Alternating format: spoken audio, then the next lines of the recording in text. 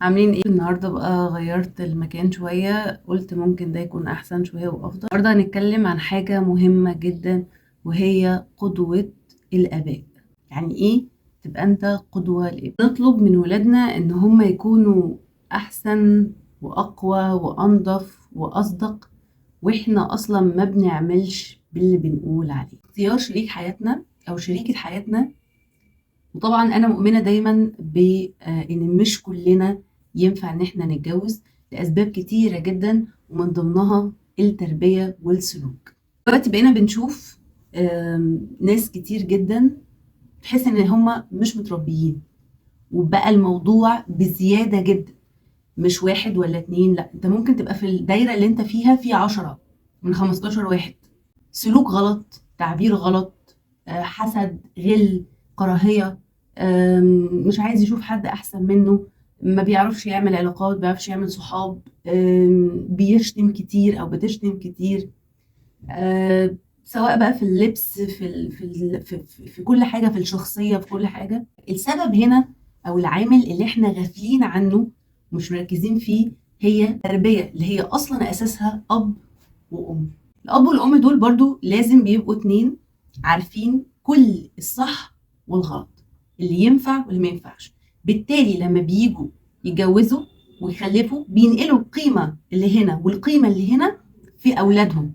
طب لو القيمة اللي هنا والقيمة اللي هنا مش موجودة، الطفل هيطلع ايه؟ يطلع نفس الشخصية بالظبط، ما يعرفش يعني ايه حب، ما يعرفش يعني ايه مشاعر، ما يعرفش يعني ايه يبقى لطيف مع الناس، ما يعرفش يعني ايه ما يحسدش حد، ما يعرفش يعني ايه يبقى شبعان، ما يعرفش يعني ايه يكتسب كل الصفات اللي احنا بنتمناها تكون موجودة في الكون. دي تاني حاجة. طيب نعمل ايه عشان انا شخص كويس؟ ناس كتير جدا بنشوفها بتكون كويسه بس متجوزه حد مش كويس، سواء بنت او راجل. انا مش بتكلم بس راجل، لا، انا بتكلم كمان سواء ست او راجل. طب نعمل ايه؟ احنا دلوقتي بقينا للاسف بنختار شكليا اكتر من المضمون. الشكل عندنا اكتر من المضمون، وطبعا ده يعني سيدنا عمر حتى كان بيقول حتى تنظر اليه. يعني لازم تبصي له الاول وتشوفيه، عجبك ولا مش عاجبك، عاجباك ولا مش عاجباك، انت لازم تشوفها وانت. طيب نعمل ايه عشان احنا بجد كده الدنيا بقت صعبة قوي، احنا رايحين كده في حتة. يعني انا خلاص، يعني انا بقيت ذات نفسي بتعامل مع ناس وبشوف حاجات يعني بقت بتتعبني، بقيت بشمئز منها. طيب نعمل ايه؟ يعني خلاص انا شايفه ان اللي فات ما ينفعش يتصلح، اللي عمل خلاص، الاولاد كبروا، الدنيا كبرت وخلاص، والموضوع شرخ، الا بقى من رحم ربي، دي بقى حاجه تانية. طب انا اعمل ايه لو انا عايزه اختار صح وابقى سوي؟ يعني ابقى حد سوي خالص وربي ولادي صح ومظبوط. اول حاجه لازم تربي نفسك، دي اول حاجه. كل العادات اللي انت اتربيت عليها كانت غلط، لو فضلت فيك الصفات دي هتنقلها للجيل اللي جاي كله. طب اعمل ايه؟ ايه اللي غيره في نفسي؟ حاجه بسيطه جدا، لازم تعترف بكل اخطائك اللي انت يعني بتعملها. انت هتجيب ورقه وهتكتب فيها كل الغلطات وكل الحاجات السلبيه والمشاعر الوحشه اللي تراكمت عندك من وانت طفل، وهتبتدي تكتب كل ده في الورقه. واحده واحده هتبتدي تغيرها. زي مثلا الناس اللي بتشرب سجاير، انت دلوقتي بتشرب سجاير، طيب السجاير مش مضرة؟ هل السجاير مش هتتحاسب عليها؟ هتتحاسب. اكتبها وحاول تغير العادة دي لعادة تانية أحسن. ممكن تبدلها بفاكهة، حتى لو حاجة كانت بسيطة، تبدلها بأي حاجة، إن شاء الله بونبوني حتى. حاول إن أنت تعمل الصح، لأن أنت بتورث الجيل اللي جاي كل العادات السيئة اللي أنت مش عارفها، واللي عارفها واللي مش واخد بالك منها. زي مثلا نيجي نقول ايه ده، ده عصبي زي باباه، ده زي باباه بالملي. طب ايه اللي خلى الناس تقول كده؟ ان الطفل طلع واتنشأ لقاك انت بتعمل كل الحاجات دي. ده انا يا جماعه انا بشوف بعينيا في اهالي تدي ولادها سجاير وولادهم بيدوم سجاير عادي كده، يعني خد اشرب وخد اشرب. عادات سيئه بتتورث بدون اي مبرر. ما هو بابا بيشرب، ما هو بابا بيشتم، ما هي ماما بتغلط، ما هي ماما بتعمل، ما هي ماما ما هو بابا كذا. طب انت لما تعمل كل ده انت بقى كأب، قدوتك فين؟ انت خلاص مبقاش فيك اي قدوة حسنة، الموضوع خلاص انتهى. البنات والجرأة اللي انا بقيت بشوفها والاوفر اللي احنا بقينا فيه. طب هل البنت دي ليه محدش بيقول لها الغلط فين والصح فين؟ وزي ما انا قلت خلاص للاسف اللي طلع ومش هينفع اي تغيير غير لو الشخص عايز يغير من نفسه. دلوقتي انا بقيت بشوف تعليقات شباب كتير جدا بيعلقوا ويقولوا احنا مش عارفين، احنا مش لاقيين بنت كويسه نتجوزها. انا بقيت بستغرب ازاي انت مش لاقي بنت كويسه ان انت تتجوزها؟ ازاي؟ يعني في حد قال لي مثلا لما كنت بعلق على حاجات يقول لك بقول لك ايه، انت مالكيش دعوه اصلا، انت اصلا ليكي دماغ تانية. كله بقى كده. كله بقى كده من ناحيه ايه؟ يعني ايه ما يمكن انتوا مش شايفين الا ده. طب ليه كله بقى كده؟ الاسره. الاسره ما عدلتش الاخطاء. الاسره بقت خايفه، الاب والام بقوا خايفين ان هم يقولوا للبنت غلط، ما ينفعش. دلوقتي بقينا بنقول اي حاجه بتحصل لسه صغيره ما تكبر بقى. احنا الكلمه دي اكيد بنسمعها كتير جدا.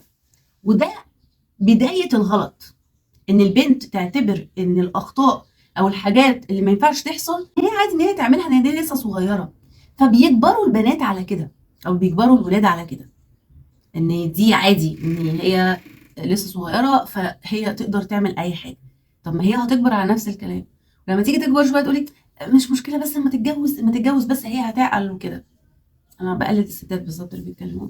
تيجي تتجوز تلاقي المشاكل بتكبر مع جوزها، والحاجات اللي هي كانت بتعملها والعادات اللي كانت بتعملها عند باباها هو بقى رافضها، ان هو مش عاجباه العادات دي وهي رافضه، فبيحصل الطلاق. انا كده ان كان عاجبك. ومن هنا بتحصل الطلاق، لان الاهل خلاص فقدوا السيطره على البنت في السلوك السوي او في الحاجات الصح. بقوا شايفين ان عادي ممكن بقى تاخد وزر ما تاخدش، ابوها ياخد وزر، جوزها ياخد وزر، اخوها ياخد وزر، مش مشكله. هو ما حدش في دماغه اصلا حكايه وزر او مش وزر، هو عادي. هو عادي. فبتيجي من هنا المشكله. نفس الكلام الابن لما بيطلع يلاقي باباه نفس السيستم والريتم البارد، ونكتشف بعد كده متجوز ناس بارده مش عايزين يعملوا اي حاجه وبرضه بينفصلوا. ليه؟ ما عندوش طموح.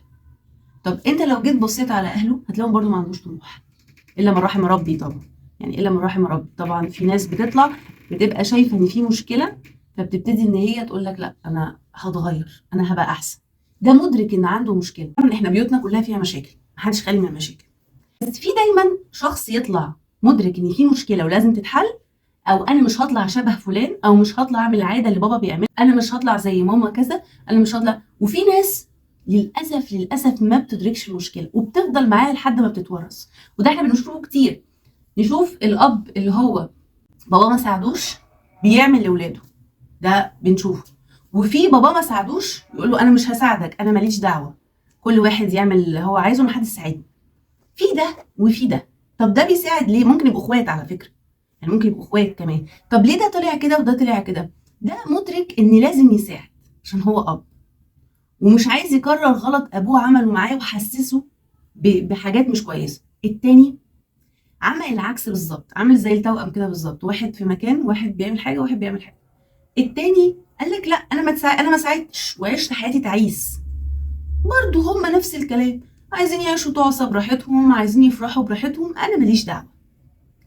للاسف للاسف للاسف اللي بيبني اسره، الشخص اللي بيبني اسره ده بيبني اسره، هنا الاسره بتبقى متماسكه، وهنا الاسره بتبقى ما فيهاش اي تماسك خالص، ولا اي حد ليه علاقه بالتاني الا من رحم ربي. الا لما بقى يطلع واحد في العيله دي هو بقى للاسف اللي بيبقى المتعذب طول حياته، هيطلع من العيله دي ويقول لا انا عايز ابقى كذا، انا عايز اعمل كذا، انا مش عاجبني النظام كذا.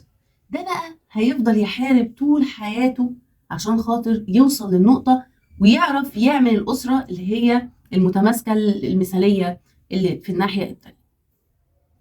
طيب ده طبعا ملخص الموضوع، بس احنا مش مركزين فيه قوي، يعني احنا مش مركزين في الموضوع. طبعا التعليم من الصغر كالنقش على الحجر، الكلام ده حقيقي، بس مين اللي بيعلمني؟ مين اللي هيعلمني؟ لو الاب مش متعلم، مش متعلم قراءه وكتاب، الاسره مش مدركه الكلام ده، الطفل بيطلع متشتت للاسف. وخاصه لو الاب سوي والام مش سويه، بيطلع مش عارف ايه الصح وايه الغلط، يروح مع ده ولا يروح مع ده. فبيبتدي يقسم اهدافه وطموحه على حسب الاثنين. يعني مثلا بابا هيمشي معايا في حاجه فاروح اقولها له، ماما هتمشي معايا في حاجه فاروح اقولها لها. لكن الاثنين عمرهم ما هيجتمعوا على رأي واحد. فالطفل للأسف لما بيكبر بيفضل طول عمره مذبذب، مش عارف يختار ده ولا عارف يختار ده، لأنه لقى إن العيلة فيها رأيين. عشان كده دايما بنقول الأب والأم لازم يتفقوا. وبحترم جدا الأب اللي يقولك بابا وافق، ماما وافقت، باحترمه جدا، لأنه بيبقى عايز يشوف الطرف التاني دماغه، عايز يطمن او عايز تطمن بابا موافق ولا في حاجه هو مش عايزها، او عايز يعاقبه بحاجه، او في حاجه هو مش موافق. يعني مفيش حاجه اسمها انا موافق، شوف ماما بقى، شوف امك زي ما بيقولوا، انا ماشي بس امك اللي مش موافقه. من هنا بقى بيبدا الخلاف، وبيبدا كمان الحب يزيد في طرف والكره يزيد في طرف تاني. عشان كده احنا اللي بنفرق ولادنا، واحنا اللي بنعمل التفكك بايدينا، لان الاب عايز يريح دماغه، واحيانا الام بتبقى عايز يريح دماغها. لكن لو البيت كله قام على الراي واحد، ولازم يكون راي صالح لجميع الاطراف، لازم يكون راي صح، مفيش حاجه اسمها ده يعمل اللي هو عايزه ودي تعمل اللي هي عايزاه وكل واحد براحته، لا، لازم ارضي اللي حواليا. انا ما فتحتش بيت عشان اعيش لوحدي، انا فتحت بيت ومدرك اني هخلف وهجيب اولاد كلهم ليهم دماغ مختلفه. فانا طالما قررت ان انا معيش لوحدي، يبقى لازم اخد راي الجماعه في حياتي، لان انا خلاص انا كده مش هعيش لوحدي. لو هعيش لوحدي همشي بدماغي، لكن لو معايا قطيع، انا الريس بتاع القطيع، لكن لازم اعرف القطيع ده ايه، هاكل امتى، هيشرب امتى، هيعيش امتى، عايز ايه في حياته، هيعمل ايه. لكن فكره ان انا يبقى معايا قطيع واسيبه يتفرق مني، طب ما انا هعيش لوحدي، ما انا هعيش لوحدي. لو سبت القطيع كل واحد يعمل اللي هو عايزه، ما انا هعيش لوحدي. احيانا في اهل مش بيفرق معاها، المهم ان انت هتنزل مع على ودني زي ما بيقولوا، سواء ام او اب، المهم ما توجعليش دماغي. برضو ده بيعمل نفس المشكله، لازلنا في نفس المشكله، اللي هو طيب ماشي، اعمل اللي انا عايزه. تلاقي الولد عمل حاجات وحشه جدا في حياته وجر معاه الاسره. يعني هو قال له اعمل اللي انت عايزه، يعني عايز تشرب اشرب، شرب وقرر، وحاجات تانية دخلت في حاجات تانية، وابتدى كذا ومثلا يتقبض عليه طب ما هو اذى كده الاسره كلها، يبقى انت ما عملتش حاجه صح. دايما بقول لما تلاقي ابنك مصمم على حاجه، امشي معاه، ما تسيبهوش برضه. يا اما انت تطلع نظرتك غلط وهو يثبت لك الصح، يا اما انت تثبت له ان انت اللي كنت صح. لما ابنك او بنتك يصمموا على حاجه قوي، يعني خلاص، يعني مفيش، امشي معاه، ما تسيبهوش. ما ينفعش نقول لاولادنا اعمل اللي انت عايزه، الكلمه دي يعني انت تديله اوبشن ان هو خلاص يتحرك. فما تطلبش بقى منه، ما تطلبش منه لما يغلط، هو غلط ليه؟ ما هو غلط عشان ما فيش رقيب في حياته، دوش حد يقول له انت غلطت او انت غلط، لا، امشي معاه في اللي هو عايزه لحد ما تعقله، لان ولادنا دول امانه هنحاسب عليهم. كلكم راع وكلكم مسؤول عن رعيته. طول ما انت في البيت ولسه ربنا مديك نفس وروح، ولادك معاك، مفيش حاجه اسمها هو راجل شاب خلاص يعمل اللي هو عايزه، لا. الكلام ده لما يبقى في بيته فاتح بيت، حتى هو فاتح بيت برضه تحسسه دايما بوجودك طول ما انت عايش. لكن للاسف نسبه 80% الاهل بقوا مش عايزين صداع، كفايه قوي ضغط الحياه، بس ده غلط. ما هو انت لو سبته وشرد، او حد صاحب سوء شده، انت هتتضر والاسره هتتضر، وهيلف، يعني هيفضل، يعني هتفضل تلف وراه طول عمرك، وهيأذي عيله بحالها، لان انت ما كنتش رقيب عليه. فده اللي بينتج عنه ان الطفل او الشاب ده بيطلع لما يجي يتجوز مش عارف يعمل ايه، مش عارف يعيش ازاي. معظمهم بينفصلوا يا عيني سبب ان مش لاقي حد يتكلم معاه، ومحدش بيقول له كلام مظبوط. وهيوصل لمرحله في يوم ما لما يتقال له كلام مظبوط هياخده ان هو غلط، مش هيوصل بيه ان هو الكلام ده صح. ليه؟ لانه ما اترباش عليه، ما شافهوش. هو اتعلم ان في دايما طرف بيقول حاجه وطرف بيقول حاجه، مفيش طرف واحد، الطرفين ما بيجتمعوش، فانا هجتمع على ايه؟ خلاص. فولادنا احنا اللي بنطلعهم يا اسوياء، يا اما ناس مش عارفه تعيش حياتها. وبنفضل طول عمرنا نقول ان الولد ده فاشل، الولد ده كذا. طب مين اللي خلاه فاشل؟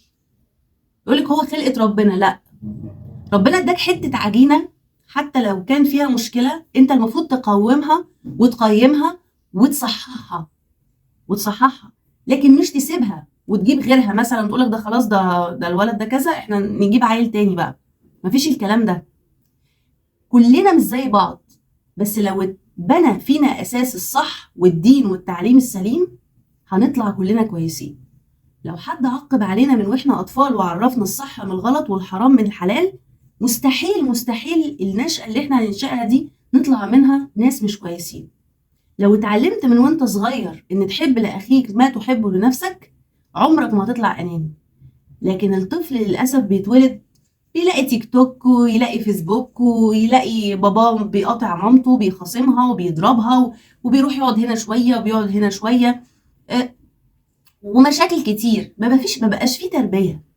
هيجي في فتره وانا ما اتمناهاش، لكن انا عارفه ان هيجي في فتره مش هيبقى فيه تربيه خالص، مش هيبقى فيه تربيه صح. الطفل زي ما بيتولد خلاص، يلا هو طلع وخلاص بقى، طلع كده مش مشكله، المهم ان هو طلع وكبر وخلاص. لكن للاسف احنا نسينا واحنا بنفتح بيت.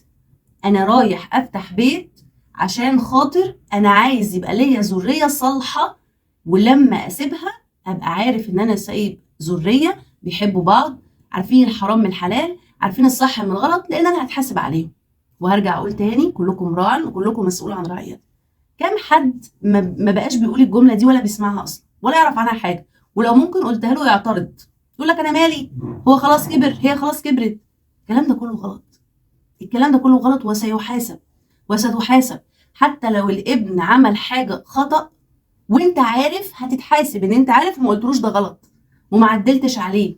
لو عارفه ان بنتك عملت حاجه ما تنفعش ان بنت تعملها وسبتيها، هتتحاسبي. بس للاسف احنا بقينا في غفله عن الموضوع، ما بقيناش مركزين. المشاكل اللي احنا بقينا عايشين فيها والدايره اللي كل يوم بنصحى وننام فيها نسينا، مع ان اهلنا من سنين السنين وهم عايشين في الدايره دي واكتر مننا، من ايام ما كان في تعريفه ومليم والناس ما كانتش، وكان في كلمه بتتقال خلاص. معنى كده ان ان في اهل يعني بيقولوا كلام صح، لا، بابا او ماما يخلوك تعمل حاجات غلط، ويقول دايما ربنا وصاك علينا، ربنا وصاك علينا، صح مظبوط. لكن في الحلال لكن اعمل حاجه تضر حد او تاذي حد، لا، ولا تاذيك انت شخصيا. طالما الاهل بيوجهوا في اطار ديني عاقل مفهوش اي حاجه تخرج عن الاطار الصحي والسليم، انت كده مظبوط. اول ما هتبتدي ان انت يقولوا لك تظلم، تقهر، اي حاجه غلط ولازم تمشي معاهم بقى، ما هم اهلك، لا، هتتحاسب على العبد اللي انت اذيته او ضحكت عليه او عشمته بحاجه او خنته يا عيني او ظلمته، هتتحاسب وهم هيتحاسبوا. فما تشيلش نفسك وزر عشان خاطر تقول انا برضي اهلي، لا، انت ما بترضيش كده حد، انت بتشيل وزر هيفضل معاك ليوم القيامه، وممكن يترد لك في ولادك كمان، ممكن يترد لك. ما هو داين تدان يا جماعه. لو انت سمعت كلام اهلك في حاجه نافيه عن الدين والشريعه تتحمل نفسك وزر، تفضل ماشي بيه لحد ما هتلاقي بيترد في ولادك وولاد ولادك، وساعتها نقول ايه ده؟ هو انا بيحصل لي كده ليه؟ انا ما عملتش حاجه يا رب، ده انا بصلي وبصوم وبعمل كل حاجه وبعمل خير وبتصدق وبنفق على اليتامى والمساكين، طب انا ليه بيحصل لي كده؟ هقول لك بيحصل لك كده ليه؟ عشان في حاجه زمان انت عملتها ونسيتها وعديت ومشيت في طريقك، ظلمت، خنت، غدرت، ضحكت على حد، عشمت حد بحاجة، عملت اي حاجة ومشيت وسافرت وبعدت وافتكرت ان خلاص كده ان انت أنا ظلم النفس ده صعب. وخلي بالك الناس بيشوفوك بنظرتهم اللي هم اتعودوا يشوفوا الناس بيها، من خبرتهم وحياتهم اللي مشيوها. لو انت قابلت حد طول عمره ماشي مصدوم في حياته، مصدوم من اقرب الناس ليه، مع اول ما هيلاقي في حياتك حد بيحبك بيخاف عليك بيساعدك بحاجة. اشمعنى انا؟ اشمعنى انا وهو لا؟ اشمعنى الحسد؟ الحسد احيانا ممكن يجي لنا من اقرب ناس لينا، من اقرب حد ليك، وتلاقيه حياتك بتتدمر وبتبوظ. وبنرجع برضو ونقول تاني، الشخص اللي كده بيبقى ما تعلمش وما تزرعش فيه الحاجات الصح، وفضل عايش طول عمره شايف ان لا، ده انا هطلع زي ماما، انا طالع زي بابا، انا شخص صارم، انا شخص قاهر، انا شخص ما عنديش مشاعر، انا ببيع اي حد، انا بعمل اي حاجة في اي حتة، ما بيفرقش معايا اي حد. كل ده من التربية. ازاي اجيب اب غير صالح وام غير صالحة اجوزهم ببعض واقول انا عايز ناتج يكون كويس؟ مستحيل، الا ما رحم ربي طبعا. والشخص للاسف اللي بيولدوه ده بيفضل عايش طول عمره في حياته تعبان ومتدمر، لانه بيتوجه غلط، وهو فطرته يعني المفروض تبقى كويسة، بس للأسف الأهل هنا هما اللي بيجبروك إنك تعمل حاجات. وصينا الإنسان بوالديه وصل في الصح يا بابا، مش في الغلط. أنت هتحاسب على كل حاجة. كل حاجة، شربت سجاير، ضحكت على حد في فلوس، سبت بنتك تنزل بشكل غير لائق، سبت ابنك يشرب سجاير وانت عارف انه بيشرب سجاير بس مش عايز، وانا ماليش دعوة، خلاص هيتحاسب. مفيش الكلام ده، كل الكلام ده غلط. سبت ابنك يروح يفتح مشروع وانت عارف ان المشروع ده ممكن كذا، وسبته لوحده، يعني مش مثلا تكون معاه، لا سبته لوحده. طب بتسيبه ليه؟ هو حتى لو بيعمل حاجة، مثلا شاب بيغلط وانت كلنا بنغلط، سيبه يخش المشروع، يمكن ربنا يكرمه، يمكن مش بيعمل حاجة غلط، ويمكن بيعمل حاجة غلط. للأسف البيوت كلها بقت صعبة جدا، والجحود فيها بقى عالي. يعني بقى نادرا جدا لما نسمع كلمة أخويا أو أختي، أخويا أختي أخويا، صعب جدا، بقت صعبة. يعني ممكن وصلنا لمرحلة ان ممكن الابناء بقوا بيرموا الاهالي على بعض، يعني لا ده قادر يستحمل ولا ده قادر يستحمل ولا قادر يشيل ولا. طب ليه؟ ايه السبب؟ انت السبب وانتي السبب. انتوا ما زرعتوش صح، فمش هتحصدوا صح. لما تزرع بذرة وتفضل تسقيها لحد ما تكبر وورقها يكبر وتزود، وتفضل تسقيها وتعلمها، هتطلع عارفة يعني ايه حب. عايز ازاي الابن يطلع سوي او يطلع كويس؟ مش هيطلع، ما هو ما شافهاش، هشوفها فين؟ هيطلع للاسف شارد، وبعد كده نقول فيه جحود، ابني ما بيحبنيش، بنتي ما بتحبنيش. طب ايه السبب؟ انت ما اخترتلوش صح، ما نصحتهوش. طول عمرك بتقول عليه فاشل، تقول عليه وحش، تقول عليه مش نافع، تقول عليه ما بتثقش فيه ولا في رأيه ولا اي حاجة، وسايبه شارد طول حياته. بس للأسف كله هيتحاسب في نهاية المطاف. الأهل دول هيتحاسبوا ودول هيتحاسبوا. دول هيتحاسبوا إن هم زرعوا وحصدوا نتاج زرعهم طيبة وحب وخوف وقلق، لحد ما ربنا بيفتكرهم، بيعيشوا طول عمرهم بيفدوا ولادهم بكل شيء. والناحية التانية بعد فترة بيشوفوا الجحود على أصله، وبيشوفوا إن الأبناء بيرموهم على بعض لأن محدش مستحملهم، ويجوا يسألوا نفسهم ليه؟ أنا ابني جاحد عليا ليه؟ أنا بشوف إن أول حاجة عامل التربية دي أول شيء. تاني شيء، ما يمكن الأب والأم برضو على أهلهم وتردد في ولادهم. ليه دايما بنشوف إن الأب والأم دول ناس ما بيغلطوش؟ ممكن يكونوا هما كانوا جاحدين فعلا وتردد في ولادهم، وممكن يكون هما زرعوا وحصدوا شر. ليه دايما بنقول ان الابن هو اللي غلطان؟ ليه ما بنقولش ان ممكن الاب او الام هما بيشوفوا نتيجة زرعته؟ طبعا الكلام ده مش كل الناس هتتفق فيه معايا، بس انا شايفة كده ان داين تدان دي حاجة معانا لحد ما هنموت. فطول ما انت ماشي بتزرع ورد في البستان وخير وفرح، هتلاقي كل سعادة منك وفيك وفي أهلك وفي ولادك وفي اختياراتك. حتى لو هتلاقي في حاجة غلط بتحط في سكتك، ربنا هيزيحها عنك لأن انت بتعمل كل خير. لكن لو انت بتعمل كل شر أو بتعمل شر، او عملت حاجة وغفلت عنها وسبتها، ان خلي بالكم ربنا بيغفر كل الذنوب عدا ظلم الانسان للانسان، ده لازم العبد هو اللي يسامح فيه. فانت هتفضل شايل على كتفك طول عمرك ذنب حد، وهيفضل ربنا في كل الطريق يوريلك الذنب ده لحد ما الشخص ده يغفر لك او يسامحك، وده شيء انا مؤمنة بيه جدا. لو انت عايز تحسن الاختيار، لو انت عايز تحسن الاختيار، اختاروا حد سوي عارف الصح من الغلط. مش معقول يا جماعة هتتجوزي واحد تقولي له صلي، يعني اول حاجة هو مش بيخاف من ربنا، تمام؟ مش معقول يا جماعة هتتجوز واحدة تقول لها صلي، طب ما هي انت واخدها ما بتصليش، عايزاها تصلي ازاي؟ انتوا اللي بتعملوا المشاكل لنفسكم باختياراتكم الغلط. لو احنا احسننا الاختيارات صدقوني الناتج هيبقى صح. اللي بيعملوا بقى حاجات وحشه دول ملناش دعوه بيهم، حتى لو كانوا ايه ملناش دعوه بيهم، هو مش هينفع. لو انت كده او انت كده هتتعبي نفسك في حياتك باختيارك الغلط اللي هيفضل طول عمره قاطم ظهرك وقاطم وسطك. ودي كانت نهايه الحلقه. اتمنى بجد ان احنا كلنا نحسن اختياراتنا، ولو نوينا نعمل حاجه نعملها لله، واي عاده سيئه بنعملها نحاول ان احنا نتجنبها، مش عشان اي حد، عشانك انت.